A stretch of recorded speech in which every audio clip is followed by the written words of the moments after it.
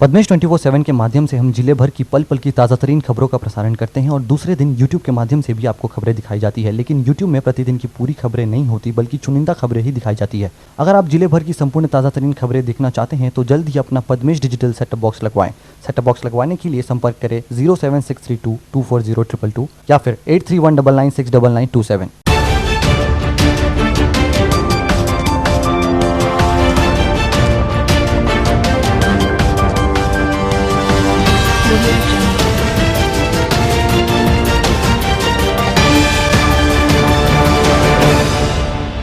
नमस्कार, पद्मेश 24/7 में आपका स्वागत है। मैं हूं अर्चना मिश्रा। आगे बढ़ने से पहले सबसे पहले एक नजर आज की हेडलाइंस पर। ट्रैक्टर रैली निकालकर किसानों ने जताया कृषि कानून पर विरोध। रैली को जनप्रतिनिधियों ने दिया समर्थन।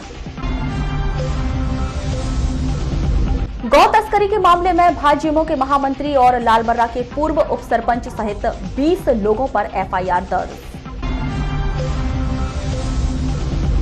हॉक फोर्स के जवान ने फांसी लगाने के पहले मंगेतर को सोशल मीडिया पर दी जानकारी। उच्च शिक्षा विभाग ने फिर मांगा उकवा और हट्टा में कॉलेज खोले जाने के लिए प्रस्ताव। और अब खबरें विस्तार से। बालाघाट जिले के रास्ते महाराष्ट्र के नागपुर और अन्य जिलों में गाय तस्करी कर कत्लखाने भेजे जाने की घटना पर अलग अलग थाने की पुलिस के द्वारा समय समय पर कार्रवाई की जा रही है। इस दौरान कई बार गौरक्षक भाजपा कार्यकर्ताओं के द्वारा इस कार्रवाई में बड़ी महत्वपूर्ण भूमिका निभाई भी गई। लेकिन 25 जनवरी की रात को कुछ उल्टा ही मामला लालबर्रा पुलिस के सामने आया तो पहले वह भी हक्का बक्का रह गई, लेकिन जब जानकारी पुख्ता हो गई तो उन्होंने कार्रवाई करते देरी नहीं की। इस दौरान भारतीय जनता पार्टी युवा मोर्चा के जिला महामंत्री मनोज पारधी सहित लालबर्रा के पूर्व उप सरपंच अरविंद पाठक के साथ अन्य 18 लोगों पर मामला दर्ज किया गया है।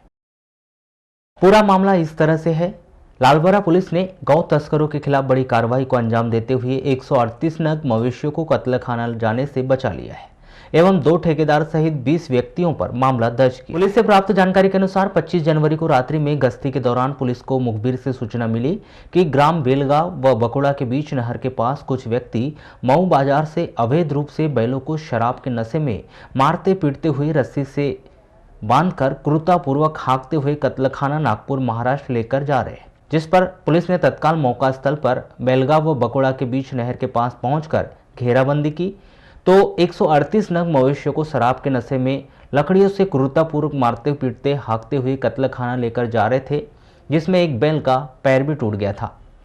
पुलिस के द्वारा पूछताछ में मोटरसाइकिल के कागजात, बैलों की खरीदी बिक्री की रसीद व मेडिकल रिपोर्ट पेश नहीं की गई, जिस पर पुलिस ने मवेशियों को अपने कब्जे में ले लिया और मौके पर सभी व्यक्तियों को गिरफ्तार कर थाने लाया गया। जहां पूछताछ में बताया गया कि मऊ बैल बाजार से ठेकेदार पूर्व उप सरपंच लालबर्रा पंचायत अरविंद पाठक एवं भारतीय जनता पार्टी युवा मोर्चा जिला महामंत्री मनोज पारधी सहित अन्य व्यक्तियों के पास से 138 नग मवेशियों को लेकर कत्लखाना नागपुर महाराष्ट्र लेकर जा रहे थे। पुलिस ने मौके से 10 आरोपियों को गिरफ्तार कर 138 नग बैल, 10 नग तुतारी, 2 प्लेटिना मोटरसाइकिल, 1 पल्सर मोटरसाइकिल जब्त कर कुल 20 व्यक्तियों के खिलाफ भारतीय दंड विधान के तहत विभिन्न धाराओं में अपराध दर्ज किया है। आरोपियों में कृष्ण कुमार बिसेन, जयपाल चचाने, मनीष ढेमरे, दिनेश कड़पेती, शुभम बिसेन, पवन पड़वार, दिनेश बिसेन, रविशंकर बनवाले, रमेश हटवार, उदल यादव, बबलू इटपाचे, भागचंद बिसेन, आजाद जायसवाल, तोपसिंह जायसवाल, अरविंद पाठक, मनोज पारधी, बंटी जैतवार, मेवा बिसेन, जाहिद व एलेश चमार शामिल है। पुलिस के द्वारा जब्त मवेशियों को पशु चिकित्सालय से मुलाहिजा करवाकर गौशाला वारासुनी पहुंचाया गया है। इस पूरे घटनाक्रम की चर्चा अब जिले भर में हो रही है। रात के अंधेरे में पुलिस ने जरूर कार्रवाई की जो तारीफ के काबिल है। इस दौरान उन्होंने सत्ताधारी पार्टी के युवा मोर्चा के जिला मंत्री और स्वयं ही लालबर्रा के उप सरपंच रहे अरविंद पाठक को आरोपी बनाने में देरी नहीं की। सूत्रों से मिल रही जानकारी के अनुसार भारतीय जनता पार्टी युवा मोर्चा के पदाधिकारियों पर मामला दर्ज हुआ है। वह स्वयं को बहुत बड़ा गौरक्षक बताता है। बीते कुछ गौ तस्करी के मामले में कार्रवाई के दौरान प्रमुख भूमिका भी उनकी रह चुकी है, लेकिन इस समाज सेवा और राजनीति के नाम के पीछे वह स्वयं ही इस गलत काम को वह कर रहा था। इस बात का खुलासा लालबर्रा पुलिस ने कर दिया है। अब देखना यह है कि आगामी दिनों में गौ तस्करों पर किस तरह से कार्रवाई होती है। आज लालबर्रा में पुलिस प्रशासन द्वारा बहुत ऐतिहासिक काम हुआ। विगत रात्रि में लगभग 150 लाख जानवर पुलिस प्रशासन द्वारा पकड़ा गया है, जिसका हम बहुत सराहते हैं इस बात को। और पता ये लगा है कि सब ये कटनी के जानवर थे, ऐसा थाने से पता लगा। केंद्र सरकार के द्वारा जारी किए गए कृषि बिल के विरोध में 26 जनवरी को किसानों के द्वारा ट्रैक्टर रैली का आयोजन किया गया। इस दौरान कोसमी से कालीपुतली चौक तक यह रैली निकाली गई, जिसमें पूर्व सांसद कंकर मुंजारे और पूर्व विधायक मधु भगत के द्वारा इस रैली को समर्थन दिया गया। 26 जनवरी की दोपहर करीब 12:30 बजे यह रैली गोंदिया रोड स्थित कोसमी पंचायत से निकाली गई।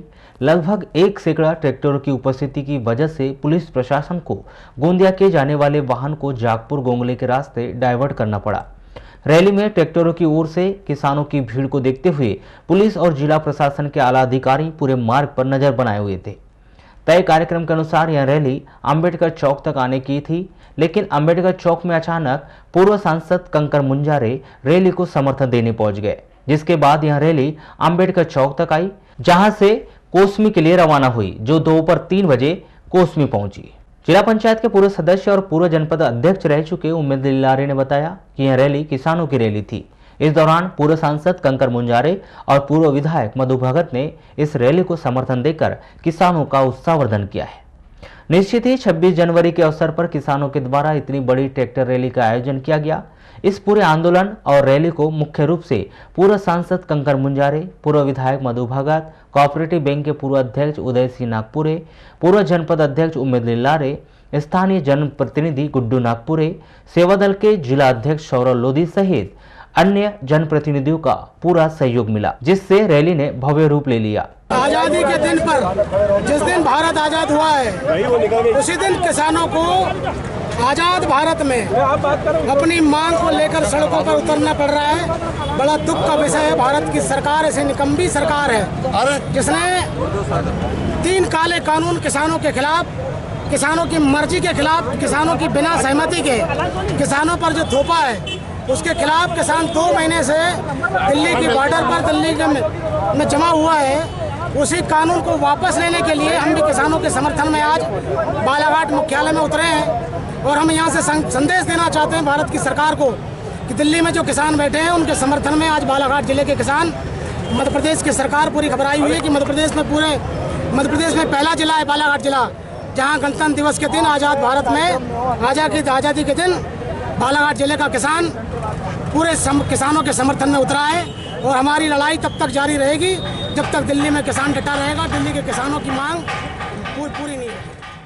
पूरी प्रशासन और पुलिस द्वारा पर्याप्त व्यवस्था लगाई गई थी। इनके द्वारा ट्रैक्टर रैली का आयोजन किया गया था और जो निर्धारित रूट था उसी रूट पर इनके द्वारा ट्रैक्टर रैली का आयोजन किया गया। ऐसी कोई बात नहीं, जो इनका रूट था उनको याद दिलाया गया कि आपका यही रूट था और आपको इसी मार्ग से जाना है। तो फिर हमारी बात का सहमत होते हुए जो रूट निर्धारित था उसी रूट से निकला। फिर वो आप लोग भी बता रहे मेरे संज्ञान में नहीं आया है कहाँ एक्सीडेंट हुआ है, जो भी है उसमें कार्रवाई की जाएगी। जो भी विधि सम्मत कार्रवाई वो की जाएगी। वारासिवनी थाना अंतर्गत ग्राम गर्रा के कनकी हॉक फोर्स कैंप में कार्यरत दतिया निवासी मुकेश गौतम ने सोमवार की शाम को अपने कमरे में फांसी लगाकर जीवन लीला समाप्त कर ली। पुलिस ने शव बरामद कर आवश्यक कार्यवाही की और मामले में मर्ग कायम कर जांच में लिया है। जानकारी के मुताबिक सिद्धार्थ कॉलोनी दतिया जिला दतिया निवासी मुकेश गौतम हॉक फोर्स में प्रधान आरक्षक के पद पर पदस्थ था, जिसका स्थानांतरण भोपाल से बालाघाट हुआ था। सोमवार की शाम को अपने कमरे में फांसी लगाकर जीवन लीला समाप्त कर ली, जिसकी जानकारी हॉक फोर्स को मुकेश के मंगेतर ने सोशल मीडिया पर मैसेज के माध्यम से दी थी, जिस पर हॉक फोर्स जवान तत्काल मुकेश की खोज में लग गए और पता चला कि मुकेश अपने रूम की ओर गया है। तो उसके रूम में जाकर देखा तो मुकेश फांसी पर लटका पड़ा था, जिसकी सूचना उपस्थित अधिकारियों के द्वारा तत्काल थाना वारासिवनी को दी गई। चर्चा तो कुछ नहीं हुई थी, बस यही बताया था उन्होंने कि सॉरी नहीं, मैं लास्ट बार बात कर रहा हूँ, मेरी नौकरी में कोई प्रॉब्लम के कारण मैं सुसाइड कर ली थी। कारण नहीं बताया कोई, कुछ कारण नहीं बताया नहीं। कुछ परेशानी परेशानी नहीं बताई, वो बस इतना बोला और फोन काट दिया था उन्होंने। फिर हमने हॉक फोर्स पर टाइप की थोड़ी कि हेल्प करो, वो सुसाइड कर रहे हैं मुकेश गौतम, बस इतनी बात हुई थी। फिर किसी ने फोन नहीं उठाया, ब्लॉक कर दिया था। नाम है मुकेश गौतम, पिताजी का नाम है राम स्वरूप गौतम, ये रहने वाले दतिया के हैं। हाक फोर्स में प्रधान आरक्षक के पद पर तैनात था ये। कल 6:30 बजे करीब सूचना मिली थी कि फला आदमी गर्रा में अपने स्वयं के कमरे में फांसी लगा के झूल गया है ना। तो आज इसका 100 पंचनामा कार्रवाई। उत्तर भारत इस वक्त कड़ाके की ठंडी की चपेट में है। वहां से आ रही सर्द हवाओं के कारण पूरे प्रदेश में कड़ाके की ठंड पड़ने लगी है। मौसम वैज्ञानिकों से मिली जानकारी के अनुसार तापमान में गिरावट का सिलसिला गुरुवार तक जारी रहने की संभावना है। इसके बाद हल्के बादल छाने के आसार हैं। इससे न्यूनतम तापमान में बढ़ोतरी होने लगेगी। इसकी बड़ी वजह उत्तर भारत के पहाड़ी क्षेत्र में जबरदस्त बर्फबारी को बताया जा रहा है। इस कारण कुछ राज्यों में बरसात भी हुई है। इस वजह से समूचा उत्तर भारत कड़ाके की ठंडी की चपेट में है। वर्तमान में हवा का रुख भी उत्तरी और उत्तर पूर्वी बना हुआ है। हवा की रफ्तार भी 15 से 20 किलोमीटर प्रति घंटा के आसपास है, जिस कारण पूरे प्रदेश के साथ ही बालाघाट में ठिठुरन बढ़ती जा रही है। दिन और रात के तापमान में गिरावट का सिलसिला शुरू हो चुका है। तापमान में लगातार गिरावट गुरुवार तक जारी रह सकती है। इसके बाद बादल छाने की संभावनाएं हैं। इससे रात के तापमान में धीरे धीरे बढ़ोतरी होने लगेगी। महिला बाल विकास विभाग के द्वारा जिले भर के सभी आंगनवाड़ी में संचालित की जा रही शौर्य दल योजना के तहत प्रदेश के मुखिया सीएम शिवराज सिंह चौहान ने जिले की 2 बेटियों से बातचीत की। यह दोनों बेटियां सीएम शिवराज सिंह चौहान से बातचीत करके काफी उत्साहित दिखाई दे रही है। रितिका कावड़े बताती है कि अभी जिले की लड़कियों और महिलाओं के लिए बहुत कुछ करना चाहिए। बेटी कब जुड़ी शौर्य दल से आप? मामा जी मैं नई जुड़ी हूँ, इसी साल, इसी बार जो अभी नया शौर्य दल बना है अभी। अच्छा, शौर्य दल से क्यों जुड़ी? मामा जी जो लड़कियों और महिलाओं और बच्चों के साथ अपराध होते हैं, मैं उसे रोकना चाहती हूँ। उनके लिए कुछ करना चाहती हूँ ताकि उन्हें प्रोत्साहित करना चाहती हूँ ताकि वे अपनी लड़ाई खुद लड़ सके और वो अपने मैच्योर बने ताकि उन्हें जी। रितिका के हौसले को प्रणाम, तालियां बजा के स्वागत कीजिए। हम लोग शौर्य दल में हैं। हम लोग ने ये बात की सर से कि जो लड़कियां और महिलाएं हैं, मैं उनके लिए कुछ करना चाहती हूँ और उनको मैच्योर बनाना चाहती हूँ ताकि वे खुद की लड़ाई खुद लड़ सके, उन्हें किसी की ज़रूरत ना पड़े। शौर्य दल के लिए ही था कि शौर्य दल की लड़कियां क्या कर सकती है, लड़कियों के रेप जो होते हैं वो रोकने के लिए, लड़कियों को सशक्त बनाने के लिए। सीएम शिवराज सिंह चौहान से बात करने वाली सुभिक्षा वार्षिक ने बताया कि उनकी बात सीएम से नहीं, उसके मामा शिवराज सिंह चौहान से हुई, जिनसे उन्होंने बड़ी सहजता से बात और लड़कियों के मोटरसाइकिल चलाए जाने के विषय में भी जानकारी दी। वहाँ पे मेरे से पूछा गया था, मैंने इसके पहले ट्रेनिंग में बताई गई थी कि बाइक की मैटर पे, तो फिर मामा जी ने मुझसे पूछे कि क्या है आप सबको बताओ, कि मैं जैसे बाइक चलाती हूँ तो जैसे आजू बाजू के लोग हैं, आमने सामने के लोग हैं, तो वो बोलते हैं कि लड़कियाँ बाइक नहीं चलाती, तुम बाइक क्यों चला रही हो या तुम बाइक क्यों सीख रही हो। अब ऐसा तो है नहीं कि लड़के स्कूटी चलाए तो कुछ नहीं, अगर लड़की बाइक चलाएगी तो बहुत कुछ है। तो इसी पे मैंने बात भी की थी उनसे, तो उन्होंने बोले कि ऐसा नहीं है कि सिर्फ लड़कियाँ ही स्कूटी चलाएगी, बाइक नहीं चला सकती। मामा जी ने भी बोले कि लड़की भी बाइक चला सकती।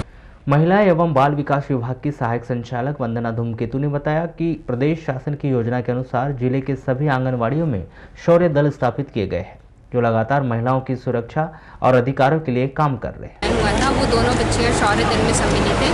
शौर्य दल महिला एवं बाल विकास विभाग के द्वारा संचालित एक कार्यक्रम है जिसमें आंगनवाड़ी स्तर पर शौर्य दल का गठन किया जाता है।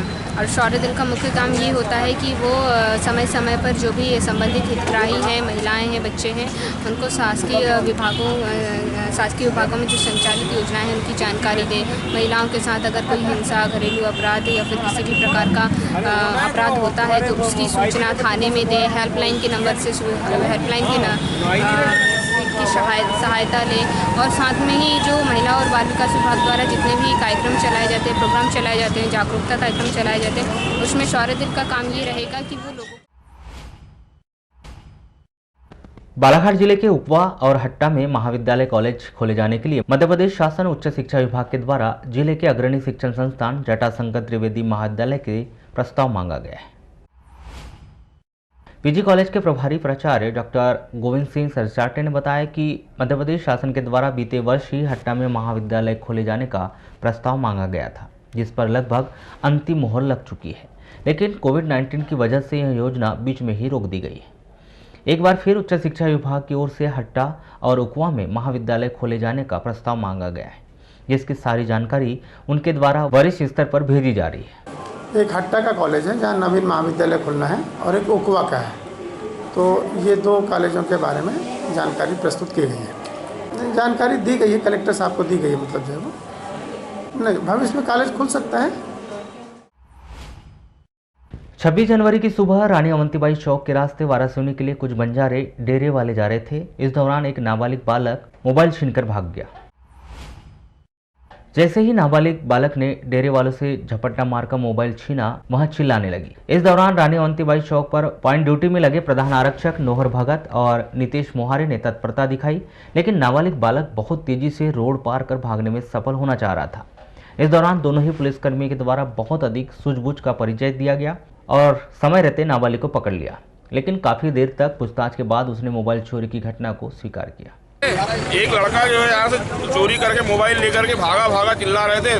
पुलिस स्टाफ तुरंत दौड़े यहाँ से और उसको पकड़ के लेके आए। उसके पास से एक मोबाइल बरामद हुआ है और वो कहीं दीनदयालपुरम का रहने वाला बता रहा है। उसको सिटी मोबाइल बुला करके कोतवाली भिजवाया जा रहा है। इससे तो ऐसा लग रहा है, उसके बताया अनुसार नाबालिग की होना चाहिए, 17-18 साल की एज लग रही है।